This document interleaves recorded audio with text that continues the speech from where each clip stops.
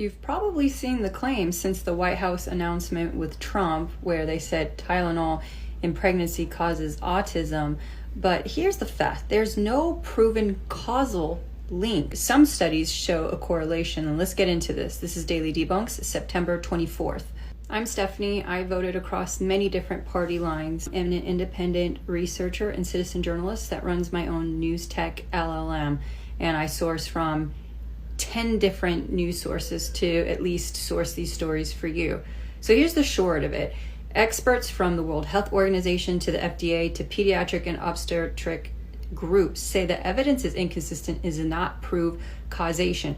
These are two very important words: causation, correlation, and there's this pharmacist that breaks it down for us. I'm a pharmacist. Let's review the Harvard study that is claiming that acetaminophen in pregnancy causes autism. So this review collected dozens of studies, but here's the key. They were all observational studies, which means they may have found patterns, but not proof. Let me give you a quick analogy. Imagine noticing that kids who eat more ice cream get more sunburns. Is it really the ice cream that's causing the sunburn? Of course it's not. It's the hot summer weather that causes both, which is exactly what could be happening here with acetaminophen, which the authors themselves admit most studies had problems because moms had to remember what they took years earlier, exposures were measured differently, and then get this, the results bounce around from showing harm to showing no harm and then to showing protective benefits. Plus, it's important to mention most pregnant women will only take acetaminophen if they have a fever or an infection, and those conditions themselves can affect a baby's development, which we like to call confounding by indication. I'll give you an analogy. It's like blaming the fire alarm for the fire, when really the alarm is just a signal that something else is going on. And then when researchers look at siblings, which are kids born in the same family, one exposed to acetaminophen while another wasn't, the risk disappears, which this tells us that autism is most likely family genetics and also the environment that we're living in.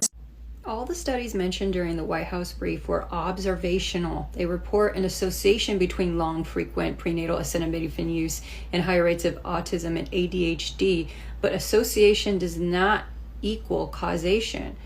Again, major medical bodies like the World Health Organization, the FDA, and pediatric groups say the evidence is inconclusive and recommend using the lowest dose for the shortest time or consult your clinician, because untreated fever or pain can also be risky in pregnancy and risk the health of the baby. Don't panic and don't stop taking medications without consulting your doctor. More sources in the comments.